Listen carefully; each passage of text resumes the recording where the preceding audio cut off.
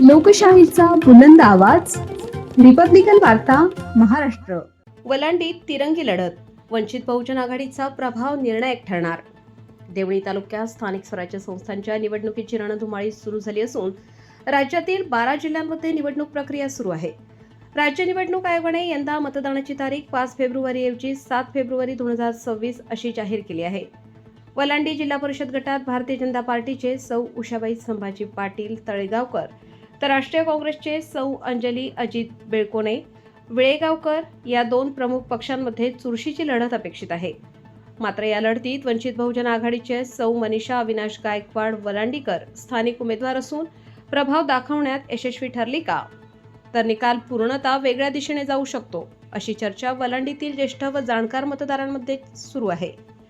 भाजपने वलांडी गट व गणात जातीय समीकरणे जुळवण्यात आले नसल्याचे बोलले जात आहे, तर काही इतर समाज घटकातून पक्षाबाबत नाराजीचा सूर ऐकू येत आहे. दुसरीकडे काँग्रेस पक्षाने वलांडीत गट गणात स्थानिक उमेदवार दिल्यामुळे पक्षाचे समीकरण अधिक मजबूत होईल असा दावा जाणकार मतदार करीत आहेत.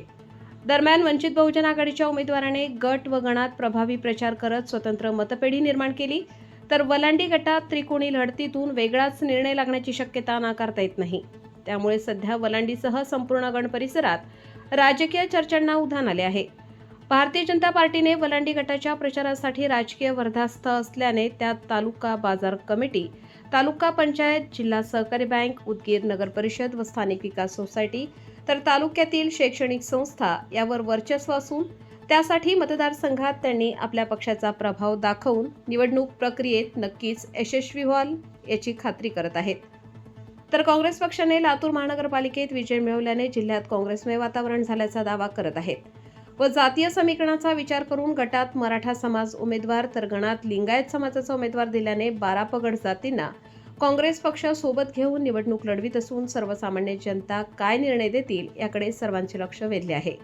या दोन्ही पक्षांच्या चुरशीच्या लढतीत वलांडी गटातून वंचित बहुजन आघाडीचा स्थानिक उमेदवार असल्याने मतदारसंघात प्रभावी प्रचार करून या वलांडी गटात मुसंडी मारल्याने वेगळाच निकाल लागण्याची शक्यता मात्र ज्येष्ठ मतदारांच्या तोंडून दबक्या आवाजात जागोजागी होत आहे.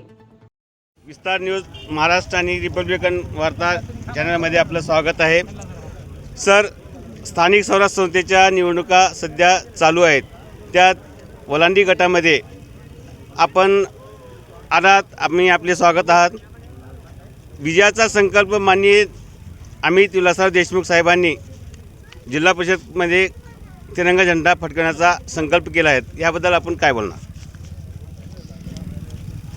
नुकत्याच महानगरपालिकेच्या निवडणुका लातूर जिल्ह्यामध्ये झाल्या आणि महानगरपालिकेच्या निवडणुकीमध्ये काँग्रेस पक्षाने प्रचंड बहुमत मिळवलं. सगळ्यांचं म्हणजे जे कयास होते, सगळ्यांचे जे अंदाज होते ते सगळे चुकीचे लातूर शहरांनी महानगरपालिकेच्या निकालामध्ये दाखवून दिलं आणि सर्वसामान्य ग्रामीण भागातील जी जनता आहे त्या जनतेचे लोकप्रतिनिधी निवडून देण्यासाठी म्हणून आता जिल्हा परिषदा आणि पंचायत समितीच्या निवडणुका होत आहेत आणि मला खात्री आहे की जनता सध्याच्या सरकारच्या कारभाराला कंटाळली आहे आणि नक्कीच ह्या निवडणुकीमध्ये जनता काँग्रेस पक्षाच्या पाठीशी उभी राहील आणि काँग्रेस पक्षाचे आमचे सगळे उमेदवार पूर्ण 58 जिल्हा परिषदा, 59 जिल्हा परिषदा आणि त्याच्या दुप्पट आपल्या पंचायत समित्या ह्या सगळ्या प्रचंड बहुमताने निवडून येतील. स्थानिक ग्रामीण भागातील जनतेच्या मूलभूत सुविधासाठी आपण काय उपाययोजना केल्या? ग्रामीण भागातील सगळ्यात महत्त्वाच्या प्रश्नापैकी आता सध्या आपण जे फेस करत असलेले प्रश्न आहेत, ग्रामीण भागातल्या शाळा सुधारल्या पाहिजेत. सगळ्यात महत्त्वाचं ग्रामीण भागामध्ये प्राथमिक आरोग्य केंद्राचा दर्जा सुधारला पाहिजे. प्राथमिक आरोग्य केंद्राबरोबर जे सबसेंटर्स आहेत तिथल्या सुविधा सुधारल्या पाहिजेत. या गोष्टीवरती भर देण्याचा आमचा प्रयत्न राहील. ग्रामीण भागामधले रस्ते खूप मोठ्या प्रमाणात यावर्षी नुकसानीत गेलेले आहेत. ग्रामीण भागामधले रस्ते सुधारण्यासाठी नक्कीच येत्या काळामध्ये आमच्या सगळ्या टीमकडनं प्रयत्न केला जाईल आणि रस्ते गावातील पाणी पुरवठा असेल ग्रामीण भागामधला तो सुधारण्यासाठी आमचा प्रयत्न राहील. रस्ते, पाणी, आरोग्य, शिक्षण हे मूलभूत जे प्रश्न आहेत ह्या सगळ्या प्रश्नावर आमचा म्हणजे आमची सगळी टीम काम करेल.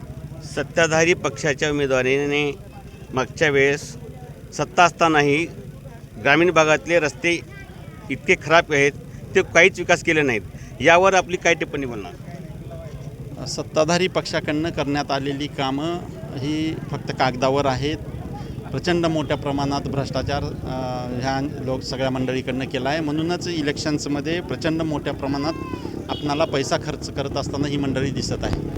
आणि नक्कीच ही बाब जनतेच्या लक्षात आलेली आहे आणि जनता या गोष्टीकडं गांभीर्यानं बघून यावेळेस योग्य तो निकाल काँग्रेस पक्षाच्या बाजूने देईल अशी आम्हाला अपेक्षा आहे. सर, शेवटचा प्रश्न.